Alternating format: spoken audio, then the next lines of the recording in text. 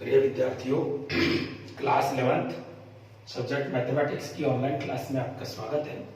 हम पढ़ रहे हैं यूनिट 3 त्रिकोणमितीय फलन ट्रिग्नोमेट्रिक फंक्शन, जिसमें हमने एक्सरसाइज 3.1 के 4 क्वेश्चन हल कर लिए थे। आज हम क्वेश्चन नंबर 5वां देखेंगे। सभी विद्यार्थी एक साथ एकाग्रचित्त होकर अध्ययन करेंगे। 5वां क्वेश्चन को पहले मैं समझा रहा हूँ। एक वृत्त जिसका व्यास है 40 सेंटीमीटर और एक जीवा 20 सेंटीमीटर लंबाई की है, तो इसके संगत छोटे चाप की लंबाई पूछ रहा है। ध्यान से समझिए, वृत्त का व्यास दे रखा है। सबसे पहले हमको व्यास दे रखा है 40 सेंटीमीटर। ओके, व्यास देने के बाद में हम तुरंत ही इसकी त्रिज्या निकालेंगे r। व्यास बटे क्या होती है 2, तो 40 सेंटीमीटर बटे 2, तो r का मान आ गया आपके पास 20 सेंटीमीटर। त्रिज्या कितनी आ गई आपके पास उस वृत्त की 20 सेंटीमीटर। आगे हमसे कहा एक जीवा की लंबाई 20 सेंटीमीटर है। जीवा है उसकी 20 सेंटीमीटर। जीवा की लंबाई 20 सेंटीमीटर। देखिए, हम इसको आकृति में देखते हैं, थोड़ा अच्छा समझ आएगा। ये हमारा एक सर्किल हो गया, ये इसका सेंटर पॉइंट हो गया। मान लीजिए ये कोई भी जीवा है, ये ए बी, इसकी लंबाई है 20 सेंटीमीटर। कोई भी एक जीवा की स्थिति, जीवा होती क्या है दोबारा समझ लीजिए कि किसी वृत्त की परिधि के कोई भी दो बिंदुओं को मिलाने वाली रेखा वृत्त की जीवा कहलाती है। वृत्त की परिधि के कोई भी दो बिंदुओं को मिलाने वाली रेखा वृत्त की क्या कहलाती है, जीवा। अब जीवा हमारी 20 सेंटीमीटर आ गई।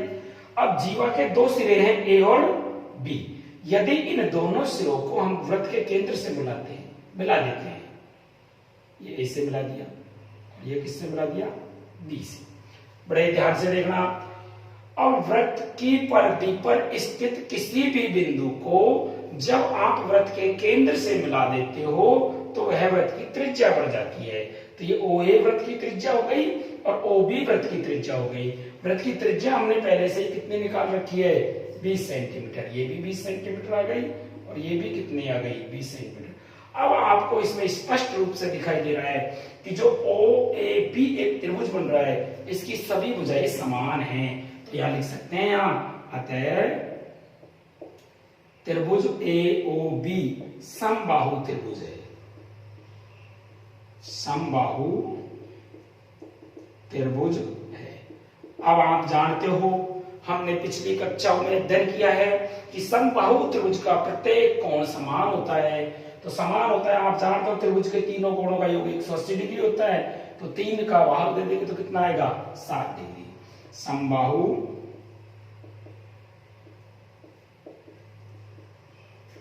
त्रिभुज का प्रत्येक कोण, तीनों कोणों का योग 180 डिग्री होता है। 3 का भाग दे कितना आ जाएगा, 60 डिग्री। इस कोण को मान लीजिए अपन थीटा मान लेते हैं, इसलिए कोण ए ओ बी बराबर थीटा बराबर कितना आ गया, 60 डिग्री। एक बात ध्यान से देखिए, हमसे चाप की लंबाई पूछ रहा है। जब चाप की लंबाई, त्रिज्या और केंद्र का कोण में संबंध हो तो कोण रेडियन में आता है। हमने एक सूत्र पढ़ा था पहले, थीटा बराबर एल बटे आर। जब किसी वृत्त के अंदर चाप की लंबाई एल हो, वृत्त की त्रिज्या आर हो, तो उसमें केंद्र का कोण थीटा रेडियन में प्राप्त होता है, जिसका सूत्र होता है थीटा बराबर एल बटे आर। तो हमको कोण यहाँ पर रेडियन में चाहिए, तो रेडियन में निकालने के लिए क्या होता है, 60 डिग्री को हटा दो और पाई बटे 180 से गुणा कर दो और यह क्या लिख देंगे, रेडियन। तो थीटा का मान आपके पास हो गया, 0 से 0 काट दिया और 6 18, पाई बटे 3 रेडियन। ये हमारे पास थीटा आ गया, ये हमारे पास त्रिज्या थी। अब हम चाप की लंबाई निकाल सकते हैं। वृत्त में चाप की लंबाई, थीटा का सूत्र होता है थीटा बराबर एल बटे आर। यहाँ पर थीटा को रेडियन में होना चाहिए। ध्यान से देखना, हमको चाहिए कि मान रहा है, तो थीटा का मान क्या है, पाई बटे 3 बराबर एल का मान कितना है, ज्ञात करना है चाप की लंबाई।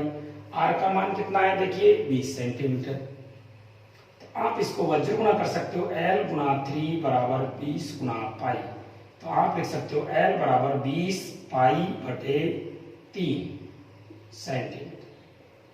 देखिए दोबारा देखते हैं, 20 पाई ये हमने सीधा लिख दिया, 3 या गुणा में था इधर भाग में लिख दिया। ये तो हमारा मान आ गया एल का, यानी चाप की लंबाई का।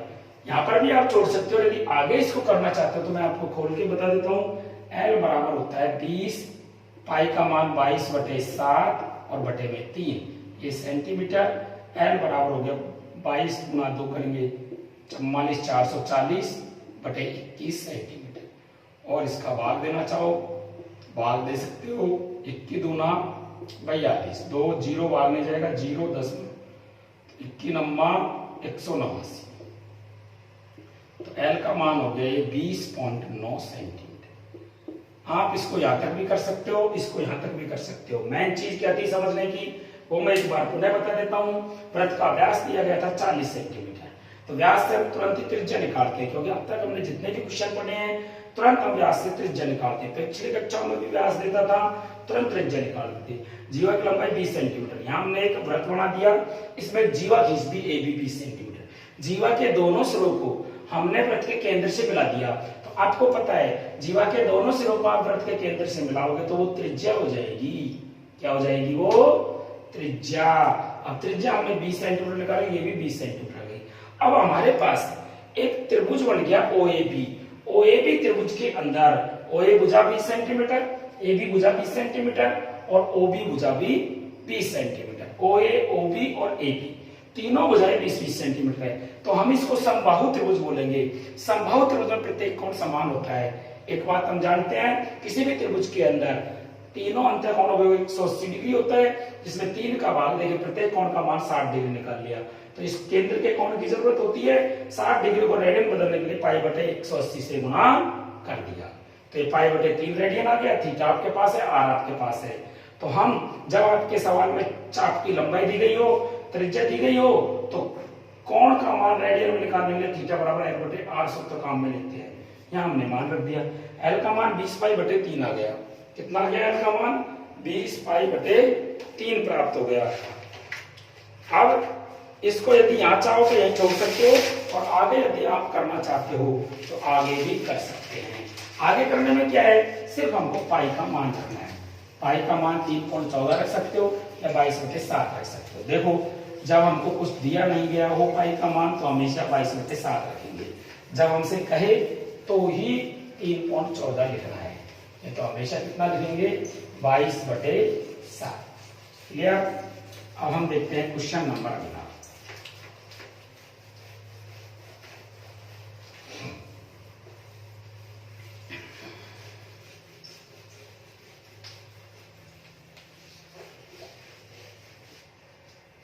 देखिए क्वेश्चन नंबर 6 क्या है। क्वेश्चन नंबर 6, इसमें आपको क्या दिया गया है? 2 वृत्तों के समान लंबाई वाले चाप है। अब देखिए 2 वृत्त है, तो यहां लिखेंगे प्रथम वृत्त, प्रथम वृत्त, और यहां लिखेंगे द्वितीय वृत्त, द्वितीय वृत्त। ठीक है, यहां बीच में अंडर। सबसे पहला पॉइंट दिया गया उसमें चाप की लंबाई समान है, तो प्रथम वृत्त में लिखेंगे चाप की लंबाई, चाप की लंबाई, इसको एल मान दिया। द्वितीय वृत्त में भी चाप की लंबाई, इसको भी आप एल मान दो, क्योंकि दोनों समान है। दोनों में चाप की लंबाई क्या है? समान। तो पहले में एल मानिए, दूसरे में भी एल मानिए। आगे क्या कह रहा है वो? अपने केंद्रों पर क्रमशः 60 डिग्री तथा 75 डिग्री के कोण बनाए। इसमें प्रथम वृत्त में आप कोण को θ1 लिखोगे, θ1 बराबर 60 डिग्री, इसमें θ2 लिखोगे, ये है 75 डिग्री। कितना डिग्री है? 75 डिग्री। अब आपको ध्यान से देखना है, क्योंकि जब चाप की लंबाई हो तो हमारा कोण रेडियन में आना चाहिए। किसमें आना चाहिए? क्योंकि हमारे पास सूत्र होता है, जब किसी प्रश्न में वृत्त के चाप की लंबाई l हो, वृत्त की त्रिज्या r हो, तो उसमें कोण रेडियन में थीटा बराबर l बटे r से प्राप्त करते हैं। तो रेडियन में लाने के लिए देखो क्या करेंगे, इसको 1 डिग्री बराबर पाई बटे 180 होता है, तो 60 से डिग्री हटा देंगे और पाई बटे क्या लिख देंगे? 180, और ये क्या हो जाएगा? रेडियन। 0 से 0 काट दो, 6 या 18, तो हो गया पाई बटे 3 रेडियन। ये हमने रेडियन में बदल दिया। इसको रेडियन बदलेंगे 75 डिग्री को हटाइए, पाई बटे 180 से क्या कर देंगे गुणा, तो क्या लिख दिए यहाँ रेडियन। 5 से काटते हैं, 5 एकम 5 55 25, 5 किया 15, 3 5 6 30, फिर 3 से काटते हैं, 3 5 15 और 12 किया 36, 5 पाई बटे 12 रेडियन। आगे प्रश्न में क्या पूछा गया हमसे, उनकी त्रिज्याओं का अनुपात क्या है। त्रिज्याओं के अनुपात के लिए देखो, प्रथम व्रत में अपने पास सूत्र होता है, प्रथम व्रत में θ1 बराबर L बटे R1, ये सूत्र होता है। L का मान निकालेंगे θ1 गुणा R1, L बराबर θ1 का मान देखो कितना है, पाई बटे 3 गुणा R1, ये क्वेश्चन फर्स्ट है। अब लिख लेंगे द्वितीय व्रत, द्वितीय व्रत में क्या सूत्र होगा, θ2 बराबर L बटे R। L में कोई चेंज नहीं करेंगे, L ही रहेगा, क्योंकि प्रथम व्रत और द्वितीय व्रत दोनों में चाप की लंबाई समान है। तो L बराबर हो जाएगा यार θ2 गुणा R। L बराबर हो गया, θ2 का मान देखिए कितना है, 5 पाई बटे 12 गुणा R। ये क्वेश्चन क्या आ गई, यहाँ तक एक बार पुनः देखते हैं। क्वेश्चन संख्या 6 में हमें दिया गया है कि प्रथम व्रत और द्वितीय व्रत दो व्रत हैं जिनमें चाप की लंबाई समान है। तो पहले में चाप की लंबाई L लिखी है, दूसरे में भी चाप की लंबाई L लिखी है। प्रथम व्रत में जो केंद्र का कोण बन रहा है वो 7 डिग्री है, दूसरे व्रत में केंद्र का कोण बन रहा है वो 75 डिग्री है। अब डिग्री के कोणों को हमको रेडियन में क्यों बदलना है, देखो सबसे प्रमुख बात है, इसलिए मैं आपको बता रहा हूँ कि जब आपके प्रश्न में चाप की लंबाई दे रखी है, तो चाप की लंबाई दे रखी हो तो आपको कोण रेडियन में ही लेना है, क्योंकि सूत्र अपना रेडियन में ही आता है जब चाप की लंबाई का सवाल हो। तो रेडियन में डिग्री को रेडियन बदलने के लिए डिग्री को हटाते हैं और पाई बटे 180 से गुणा करते हैं। डिग्री हटा के पाई बटे 180 से गुणा करते हैं, डिग्री हटा के पाई बटे 180 से गुणा, दोनों मान डिग्री में आ गया। अब प्रथम व्रत में θ1 बराबर L बटे R, L का मान निकालें, θ1 गुणा L का मान निकल। द्वितीय व्रत में अब समीकरण 1 और 2 से देखो, पहले में भी L का मान है, दूसरे में भी L का मान है, तो अपन यहाँ लिख सकते हैं इक्वेशन फर्स्ट एंड सेकंड से। तो इससे L का मान है पाई बटे 3 गुणा R1 और इससे है 5 पाई बटे 12 गुणा R। देखो भाई ये कि ये नहीं है क्या, इक्वेशन फर्स्ट और सेकंड में हमारा LHS इक्वल है, इसलिए RHS भी इक्वल होना चाहिए, तो RHS को इक्वल देता है। अब देखो जब दो साइड एक एक संख्या, ये भी एक ही पद है, ये भी एक ही पद है, तो अंश से अंश खत्म हो जाता है, R से R कट जाता है, या तो कोई सही संख्या से आप भाग देना चाहते हो दे सकते हो, पाई से पाई कर दिया, 3 कम 3 चौका, R1 बराबर 5 बटे 4 गुणा R, R की गुणा में इधर ले आएंगे, R1 बटे R2 बराबर 5 बटे 4, R1 अनुपात R2 बराबर 5 अनुपात 4। हमसे प्रश्न के अंदर यही पूछा था कि उनकी त्रिज्याओं में क्या अनुपात होगा, ये हमने त्रिज्याओं का अनुपात निकाल दिया। अब इस प्रश्न वाले का हम लास्ट क्वेश्चन पढ़ेंगे, 7वां।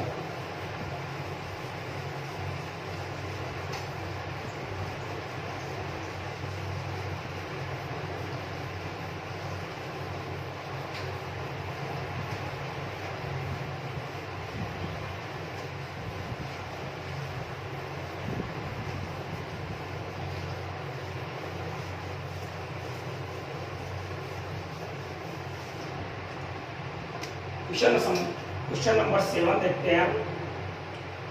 75 सेंटीमीटर लंबाई वाले एक दोलनमान दोलक का एक सिरा दूसरे सिरे, एक सिरे से दूसरे सिरे तक दोलन करने में जो कोण बनता है उसका माप रेडियन में ज्ञात नहीं। देखो दोलन कैसे करते हैं, यहाँ मान लीजिए पेंडुलम है, ये एक इससे खड़ा है, कुंडा है, इसके लटका दिया, इसका ये सिरा है, अब ये घूमता रहेगा, यहाँ से यहाँ गया, यहाँ से यहाँ तक भी जा सकता है, यहाँ से यहाँ तक भी जा सकता है, ये यहाँ तक भी आ सकता है, इधर भी जा सकता है, ऐसे घूमता रहेगा।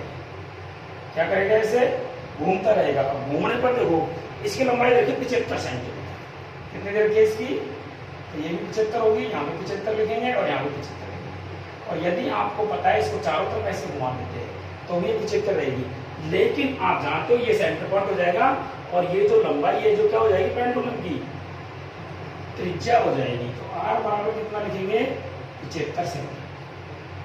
R का मान आ जाए, ध्यान रखना ये अपना सेंटर बोर्ड यदि ऐसे घूमता रहे तो इसको ऐसे मानेंगे कि त्रिज्या हो जाएगी। क्या हो जाएगी? त्रिज्या। प्रश्न क्या कहता है? इसका जो केंद्र का कोण है, इसे घूमने पर, जैसे ये यहाँ से यहाँ तक घूमा, इसका ये कोण पूछ रहा है, ये वाला। इस कोण का मान निकालने के लिए हमको त्रिज्या दे रखी है, चाप की लंबाई और होना चाहिए। फर्स्ट क्वेश्चन में चाप की लंबाई दे रखी है 10 सेंटीमीटर। फर्स्ट क्वेश्चन है जिसमें चाप की लंबाई, बनाई गई चाप की लंबाई है 10 सेंटीमीटर।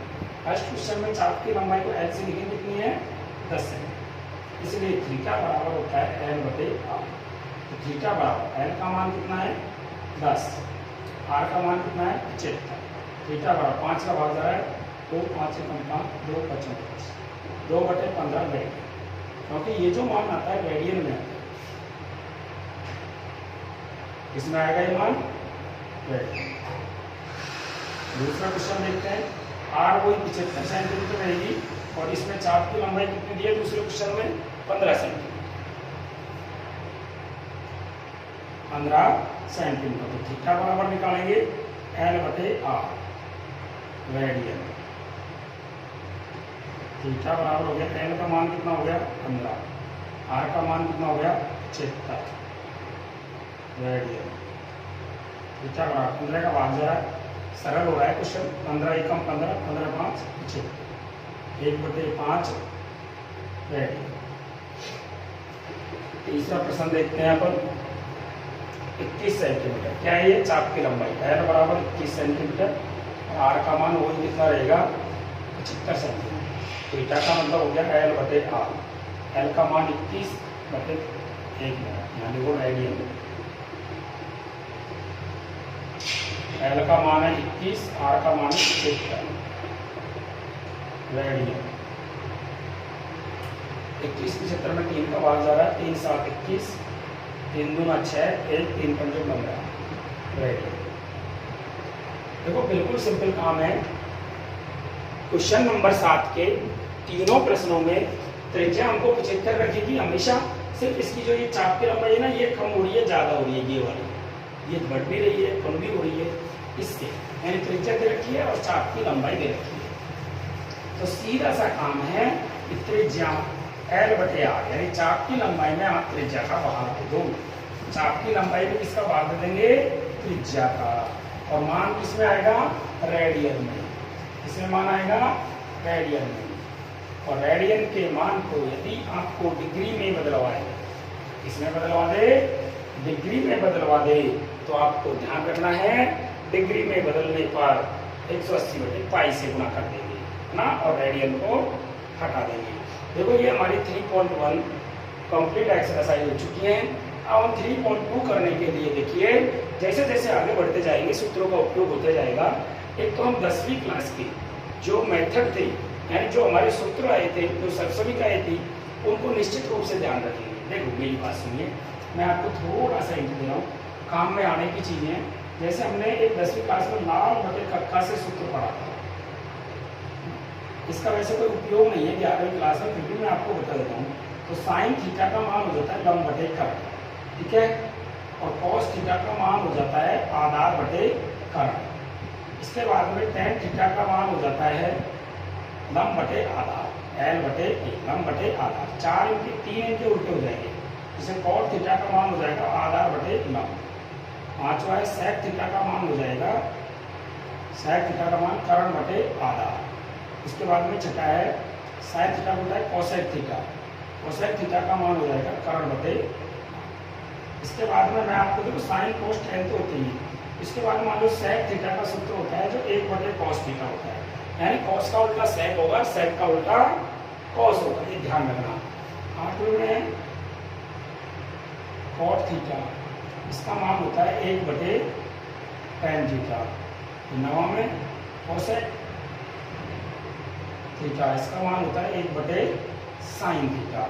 और उस सूत्र आपको लिख देता हूँ, जैसे टेन थीटा का मूल अनुपात है इसका साइन थीटा बटे कॉस थीटा, और कॉट थीटा का मूल अनुपात हो जाएगा कॉस थीटा बटे साइन थीटा। अभी आपको कोई दिक्कत नहीं आनी चाहिए, हम 10वीं क्लास का मेथड पढ़ रहे हैं। इसके बाद में आगे कुछ सूत्र है, जैसे एक सूत्र सरसविक का बनेगी 1, चलो पहले उसको लिखते हैं sine square theta plus cos square theta बराबर क्या होता है 1। इसका ए उपसूत्र बन जाएगा, जैसे साइन स्क्वायर थीटा का मान हो जाएगा 1 minus cos square theta. B उपसूत्र होगा इसका कॉस स्क्वायर थीटा का मान निकालेंगे इससे तो 1 माइनस साइन स्क्वायर। अगला सूत्र है 1 प्लस tan स्क्वायर थीटा बराबर ये होता है sec स्क्वायर थीटा। इसका एक उपसूत्र यदि एक का मान निकालें tan और sec के रूप में, ये हो जाएगा sec square theta minus tan square theta. B यदि tan स्क्वायर थीटा का मान पूछे तो हो जाएगा sec square theta minus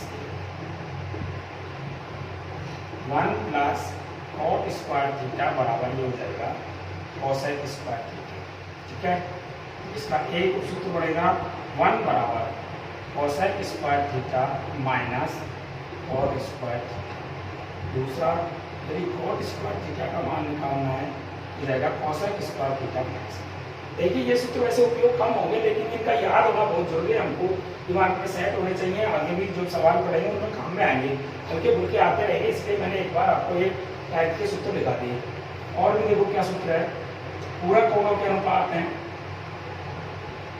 sign 90 minus theta बराबर क्या होता है कॉस थीटा।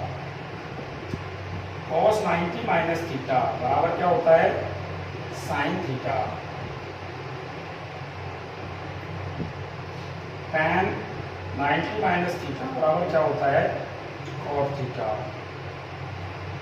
और cot 90 माइनस थीटा बराबर क्या होता है tan थीटा। और sec 90 माइनस थीटा बराबर क्या होता है cosec थीटा।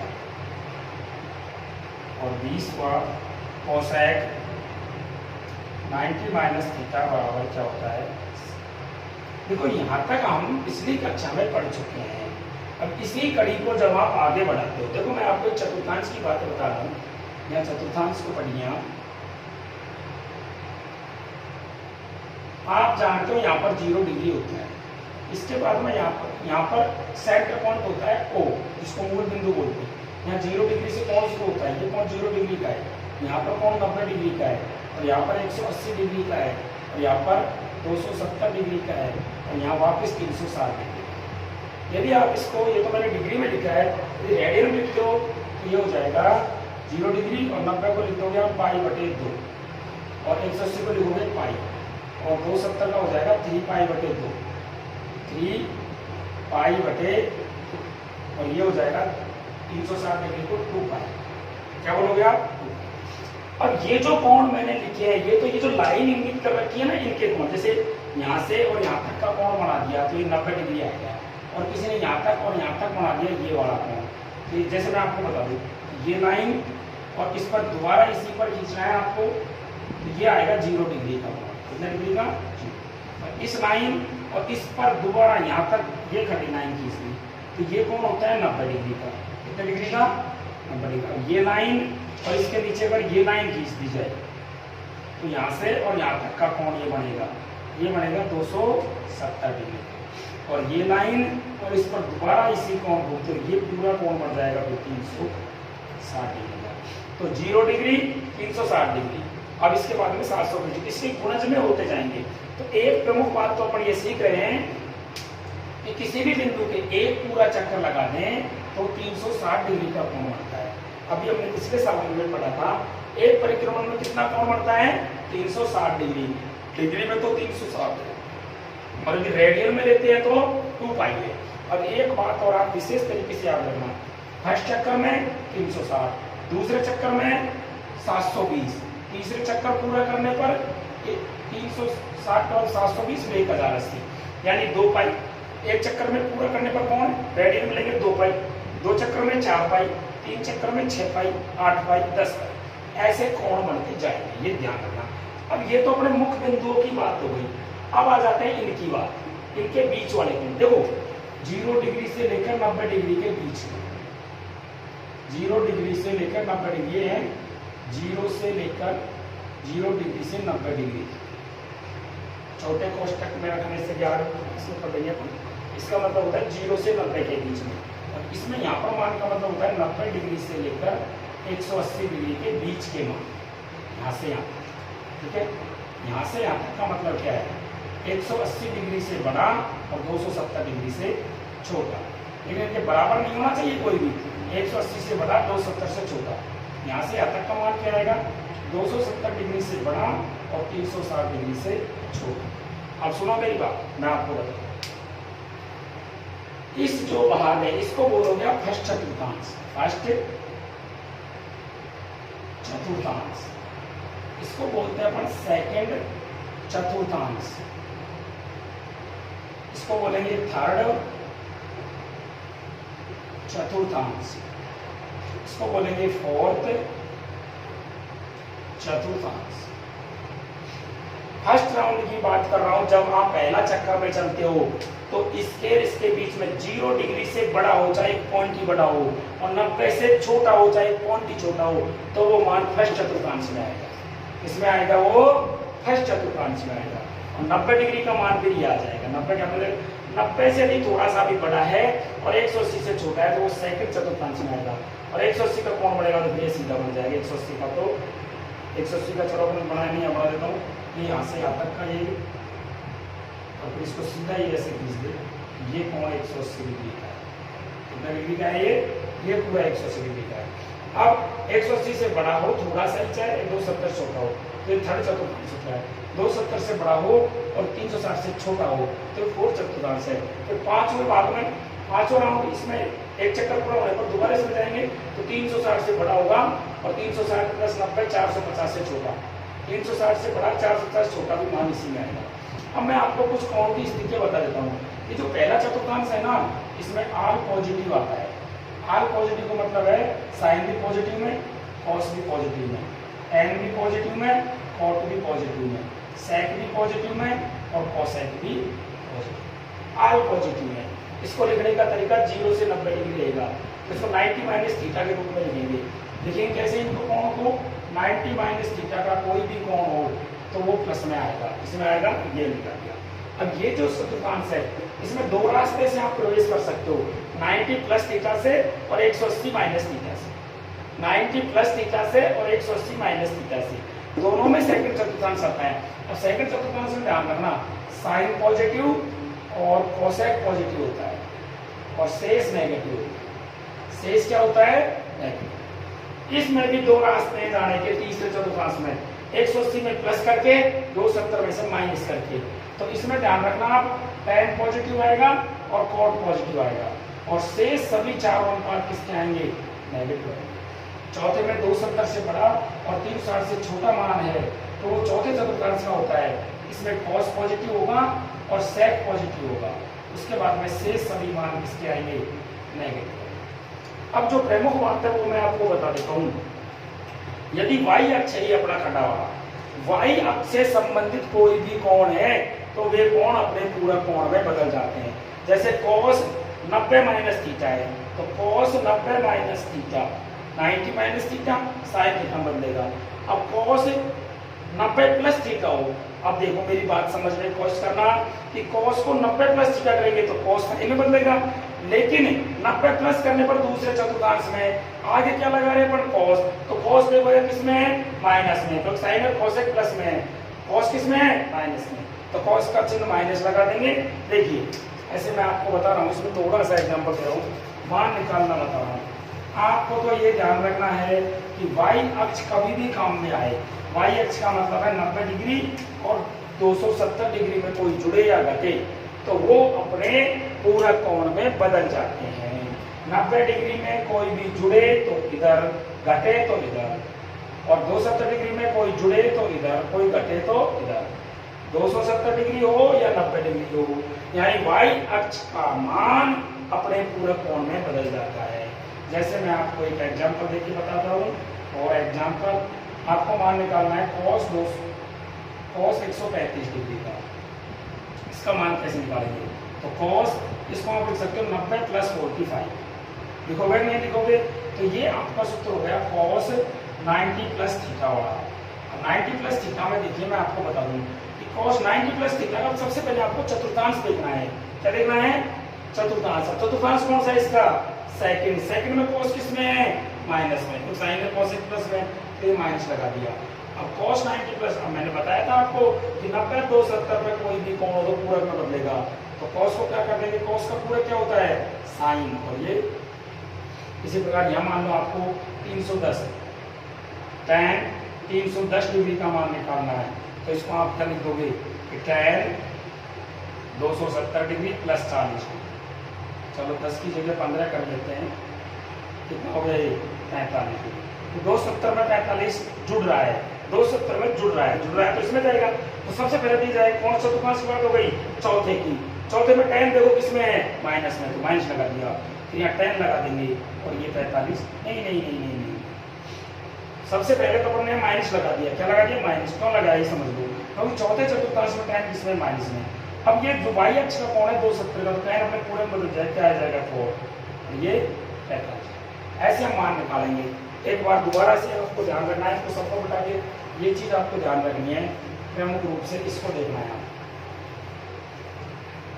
ये याद रखना है कि फर्स्ट चतुर्थांश में, दोबारा समझा देता हूँ, जो सबसे प्रमुख चीज है समझने की, कि फर्स्ट चतुर्थांश में हमारे त्रिकोणमिति के 6 अनुपात प्लस में आते हैं, और फर्स्ट चतुर्थांश में जाने के 2 रास्ते हैं, कि 90 माइनस थीटा करके या 360 में प्लस थीटा करके, 360 प्लस थीटा करोगे तो उनके मान में, यानी कि उनका अनुपात में कोई परिवर्तन नहीं होगा, 90 माइनस करोगे तो पूरे में बदल जाएंगे, लेकिन आएंगे समान। दूसरे चतुर्थांश में जाने के 2 रास्ते, 90 में प्लस करके 180 में से माइनस करके, 180 में से माइनस करके लिखोगे तो पूरा कोण बदलेगा नहीं, यानी अनुपात नहीं बदलेगा, और यदि 90 से प्लस करके लिखोगे तो जो अनुपात है वो पूरक में बदल जाएगा ना, और चिन्ह इनके हिसाब से लिखना है। तीसरे चतुर्थांश में जाने के भी 2 रास्ते, 180 में प्लस करके, 270 में से माइनस करके, 180 में से प्लस करके लिखोगे तो अनुपात जो का तो रहेगा, कोई नहीं बदलेगा, 270 में माइनस करके लिखोगे तो अनुपात अपने पूरक अनुपात में बदल जाएगा। इसी प्रकार चौथा है, ये आपको याद रखने के लिए प्रमुख चीज है, और बातें अगले वीडियो में आपको पढ़ाएंगे। Okay, thank you.